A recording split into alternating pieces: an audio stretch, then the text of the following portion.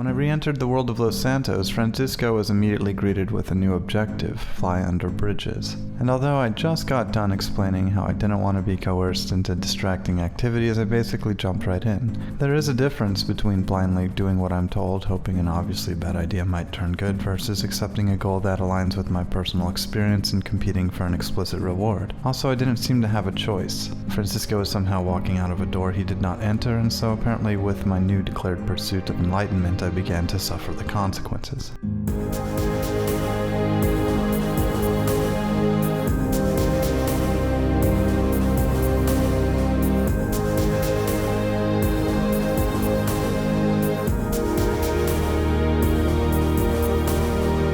A competitor named Shorsey669 must have already been in the air when the challenge started and had already started picking up flying bridge points before Francisco could begin to look for his first. In fact, we wouldn't even get onto the scoreboard until the leader was already at 11 points. As I crossed under my fifth bridge, I realized I was going in the opposite direction of my esteemed competitor, who suddenly appeared several bridges ahead. And although it did appear that Shorsey669 might have lost control of the aircraft a little bit toward me, I did what any fragile, sentient being operating a vehicle would do, and moved slightly out of the way. I hoped Shorsey669 would have better luck operating the fighter jet after they passed Francisco, and tried not to notice the bottom left of my screen or the ensuing shakiness of it.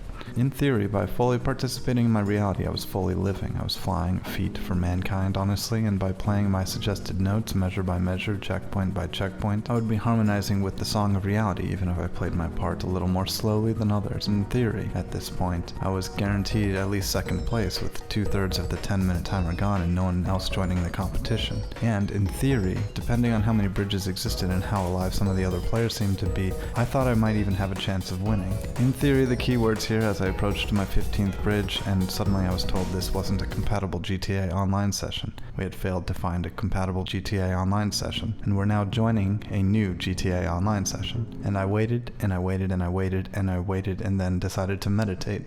And logically, I meditated on the idea of non-existence. Maybe Francisco had been deleted. Maybe a player with a game-altering software had kicked him from the session and deleted him, and now I sat here, bodiless, floating up in the sky, free of autonomy, but also imprisoned in this state of actionlessness. Maybe this is what I was wishing for, a non-existence leading to true peacefulness, but I was still here, and the feeling of powerlessness was something worse than existing and not knowing where to go, or how to spend my finite time and resources, or what destruction to counterbalance with creation. Maybe I was talking too loud and asking too much, and this was my just desserts, a weak, powerless existence, and I would be trapped here deservingly forever for making such a bold statement as to declare that a physical existence can only lead to some level of destruction, a hopeless peacelessness. To exist is to destroy and then suffer the consequences for whichever destruction was deemed inappropriate by whichever authority imprisoned me in this body in the first place. But then a half hour later, Francisco finally popped back into existence and I needed to take a break.